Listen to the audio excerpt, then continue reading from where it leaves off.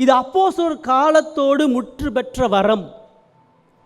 எப்படி இதை நம்ம சொல்கிறோம்? அப்போஸ்தலர் காலத்தோடு முற்று பெற்ற வரம். இது கொரிந்தியர்களையும் அப்போஸ்தலர்களையும் தவிர வேறு எந்த நிருபத்திலையும் சொல்லப்படலை. பிற்காலத்தில் எழுதப்பட்ட எந்த நிருபத்திலையும் சபை வளர்ந்து ஆங்காங்கே கட்டப்பட்டதுக்கப்புறம் எத்தனையோ ஆவிக்குரிய வரங்களை குறித்து, செயல்பாடுகளை குறித்து சொல்ல எந்த நிருபத்திலையும் ஒரு இடத்துல கூட இந்த அந்நிய பாஷை வரத்தை பவுலோ, பேதுருவோ, யோவானோ சொல்லவே இல்லை.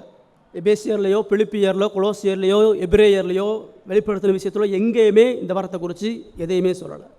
அதுக்கு அடுத்து இப்போ சொல்லலைன்றது என்ன சொல்லுவேன்னா, ஆதி சபைக்கு இந்த அந்நிய பாஷை வர அவசியமாக படலை, அவசியமாக தேவையில்லை.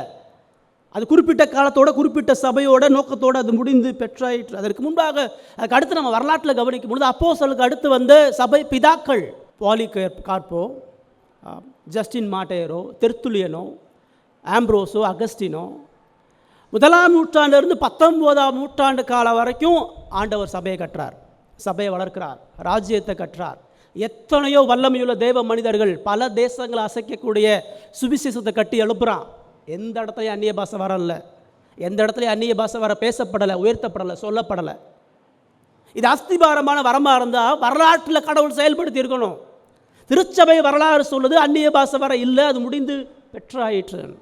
நேற்று உண்டான காளான் மாதிரி, நேற்று உண்டான புல்லு மாதிரி 20ஆம் நூற்றாண்டுடைய ஆரம்பத்தில் வந்து சொல்கிறான் இந்த வரம் இருக்குது. எந்த வேத ஆதாரமும் இல்லை, எந்த வேத அடிப்படையும் இல்லை, எந்த வேத காரியங்களும் இதில் பிரதானமாக இல்லை.